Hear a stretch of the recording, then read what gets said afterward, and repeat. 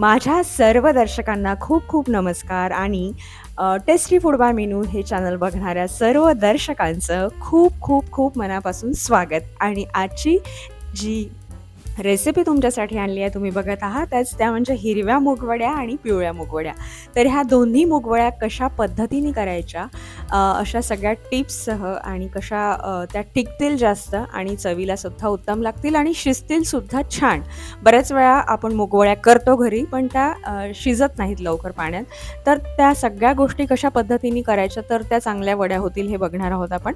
आणि आता तुम्ही मागचा जो माझा चॅनलवर व्हिडिओ मी टाकला होता तो बघितला असेल, तर त्यात मी सविस्तर डाळ, स्पेशली डाळ कशी धुवायची मुगाची ते मी सांगितलेलं आहे. आता मूग डाळ बऱ्याच जणी असं म्हणू शकतात, की जी साल नसलेली जी डाळ असते, म्हणजे त्याला आपण सोल म्हणतो, मुगाचा सोल आणला आणि तो भिजवू घातला तरीही मूगवड्या होतील. पण मैत्रिणींनो, जरा थांबा.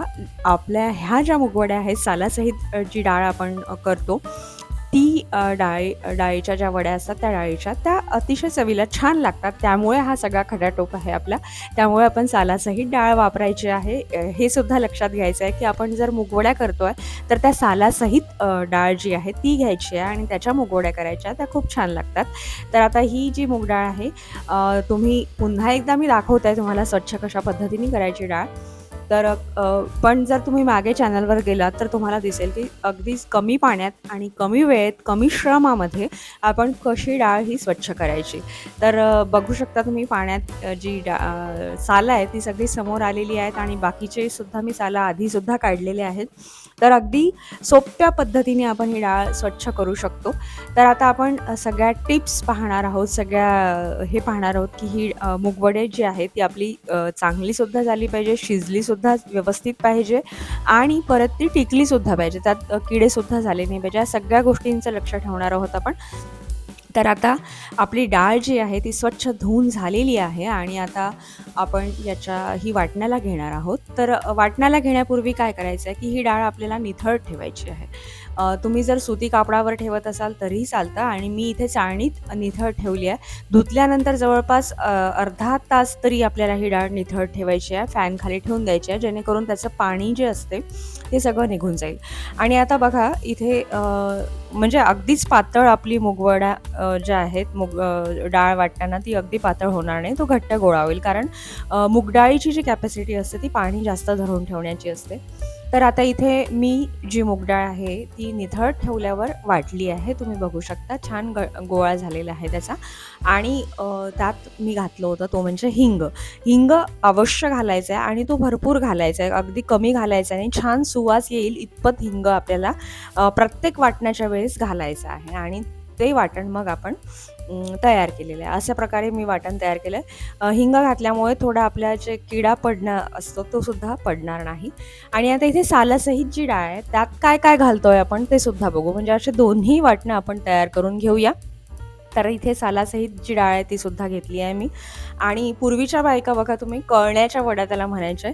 जी डाळ बनवताना अगदी जो बारीक चुरा राहायचा, त्याच्या त्या हिरवा चुराच राहायचा, चुरी राहायची, त्याच्या त्या वड्या करायच्या. पण आता आपल्याकडे तसं डाळ घरी बनवत नाही, त्यामुळे आपण ह्या हिरव्या वड्या म्हणजेच कळण्याच्या वड्यासुद्धा ह्याला म्हणू शकता, त्या करतोय आपण. तर आता इथे जे आहे त्यात मी 3 ते 4 हिरव्या मिरच्या घातल्या आहेत. डाळ थोडी कमी आहे कारण आपण जास्तीत जास्त डाळ पिवळ्या वड्यांसाठी ठेवली आहे. यातसुद्धा हिंग घालायचं आहे आपल्याला, यातसुद्धा हिंग घातला आहे. आणि आता आपण हिरवा पातीचा लसूण यात घालतोय. मूगवड्या करताना जो आता हा सीझन चालू आहे, यात आपल्याला हिरवा लसूण सहज उपलब्ध होतो, तर तुम्ही हिरवा लसूण घालू शकता. जर उपलब्ध नसेल तर तुम्ही पाकळीचा लसूण घातलात तरीही काही हरकत नाही. आणि कोथिंबीरसुद्धा घातली आहे आणि अगदी थोडंसं आपण यात जिरंसुद्धा घालणार आहोत आणि चवीपुरतं थोडंसं आपण यात मीठसुद्धा घालणार आहोत. आणि हे अशा प्रकारे आपल्याला हे वाटण जे आहे हे वाटून घ्यायचं आहे. मूग डाळ वाटताना पाणी कुठंही बाहेरचं आपल्याला घालायचं नाही, हे सगळ्यात जास्त लक्षात ठेवायची गोष्ट आहे. कारण मूग डाळ स्वतःच पाणी भरपूर शोषून घेते, त्यामुळे मूग डाळ वाटताना पाणी घालायचं नाही, हे लक्षात ठेवायचं आहे आपल्याला. आणि छान बारीक पेस्ट होऊन जाते. आपण एक कागदी प्लास्टिकचा कागद असलेली जी पिशवी आहे ती घेतलेली आहे आणि त्याचं जे टोक आहे ते कापून घेतलेलं आहे. आणि अशा प्रकारे आपलं ही जी पायपिंग बॅग आहे ही तयार झालेली आहे. यामुळे काय होतं की वडी जी आहे ती एकसारखी येते. अगदी म्हणजे साच्यातनं घातल्यासारखी एकसारखा आकार याचा येतो आणि करायला खूप सोपी जाते. हाताने वडी घातली तर ती कधी छोटी कधी मोठी होऊ शकते आणि यामुळे काय होतं की एकसारखी वडी तुमची येऊन जाणार आणि कमी वेळेत होणार. आता आपण अशीच एक पायपिंग बॅग हिरव्या मूगवड्यांसाठी सुद्धा तयार केलेली आहे आणि हे सुद्धा वाटण आपण आपल्या यात घालतोय.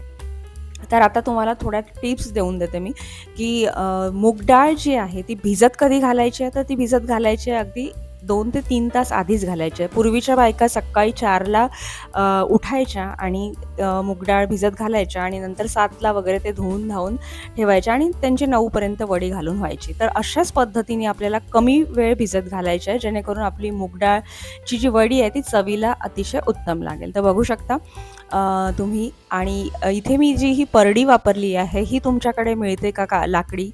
यामुळे काय होतं की आपण घरात उन्हात न जाता घरातच वडी घालू शकतो आणि नंतर हे ताटच्या ताट आपण इथे आणून ठेवू शकतो. तर ही कामच्याची जी प्लेट आहे ती तुमच्याकडे मिळते का आणि त्याला काय म्हणतात हे सुद्धा मला सांगाल. आणि पिवळ्या धम्म आणि हिरव्या अशा वड्या ह्या तयार झालेल्या आहेत. दुसऱ्या दिवशी याला 2 दिवस ऊन द्यायचं आणि दुसऱ्या दिवशी वाढल्यावर याचा थोडासा रंग हलका होतो. तर आता ह्या वड्या डब्यात भरण्यासाठी रेडी झाल्या आहेत. तुम्ही सुद्धा ह्या वड्या नक्की करून बघा.